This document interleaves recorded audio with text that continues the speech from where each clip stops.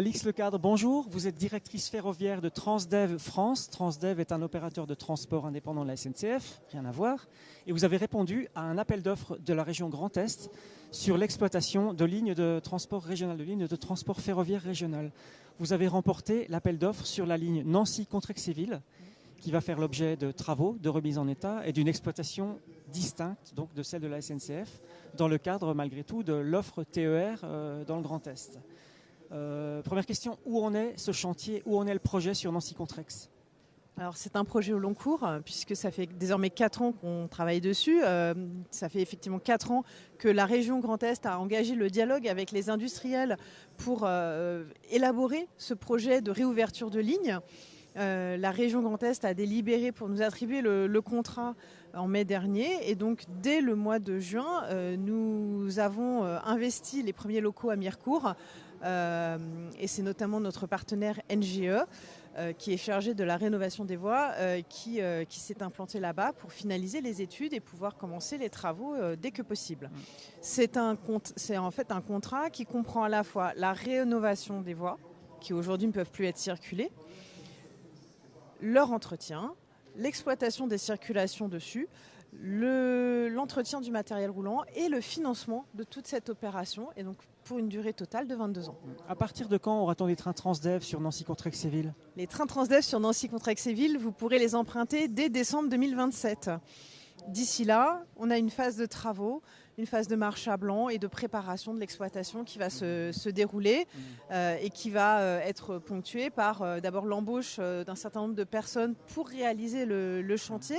Ce sont environ 300 emplois qui vont être créés sur la durée du chantier. En phase chantier, 300 emplois. Oui, tout à fait. Et ensuite, pour la période d'exploitation, donc pour les 19 années suivantes, ce sont 65 emplois que nous créons à Mirecourt, là où sera implanté également l'atelier de maintenance pour le matériel roulant. Est-ce que vous souhaitez reprendre du personnel de la SNCF pour faire circuler ces trains et pour entretenir l'infrastructure ? Alors, pour ce qui est de l'exploitation, donc la conduite, l'accompagnement des trains, la supervision des circulations, la loi nous impose de faire un appel à volontariat à l'échelle de l'ensemble de la région Grand Est et des personnels de SNCF Voyageurs. C'est effectivement pour nous l'opportunité de faire monter à bord de notre projet des cheminots expérimentés et qui ont envie de s'insérer dans ce projet, de s'inscrire dans ce projet-là. Et donc viendra qui est intéressé par notre projet, notre façon de voir l'exploitation ferroviaire sur cette ligne-là. On ne nous impose pas de reprendre des personnels de SNCF Réseau. Ceux qui postuleront seront bien évidemment les bienvenus et on examinera leur candidature parmi toutes les autres dans le cadre de la phase d'embauche. Et quel est le bassin d'emploi desservi et quel est le bassin de population desservi dans cette zone au sud de Nancy ? Donc la ligne, c'est Nancy, Vittel, Contrexéville. Donc c'est toute cette zone que nous allons desservir. Et donc c'est ce bassin d'emploi qu'on va viser prioritairement bien évidemment pour faire cette phase de recrutement, mais ça peut parfois aller bien au-delà. En général nous publions de façon nationale parce qu'après tout il peut aussi y avoir des gens qui ont envie de travailler en Grand Est sur un projet ferroviaire et qui n'y sont pas aujourd'hui implantés. Si l'infrastructure est neuve, au-delà de Pont-à-Mousson où il y a déjà du fret, vous pouvez faire circuler du fret jusqu'à Contrexéville. Est-ce que ça sera le cas ? Alors, il y a la possibilité de faire circuler du fret. Nous avons d'ailleurs eu un dialogue avec les entreprises qui seraient susceptibles de faire des circulations de fret sur cette voie une fois qu'elle sera rénovée. Et donc, comme tout gestionnaire d'infrastructures ferroviaires en France, nous devons l'accès à cette ligne de façon équitable à tout le monde. Et donc, nous opérerons le dialogue dans le cadre réglementaire avec ces entreprises, bien évidemment, si elles souhaitent faire passer des circulations. Est-ce que vous êtes candidat ou est-ce que vous serez candidat à d'autres appels d'offres de la région Grand Est sur d'autres lignes ? Oui, tout à fait. Nous sommes candidats sur un projet un peu cousin, même s'il a pas mal de différences malgré tout, qui concerne les lignes Strasbourg-Célestat et Strasbourg-Saint-Dié, puisque nous remettons notre candidature dans les toutes prochaines heures.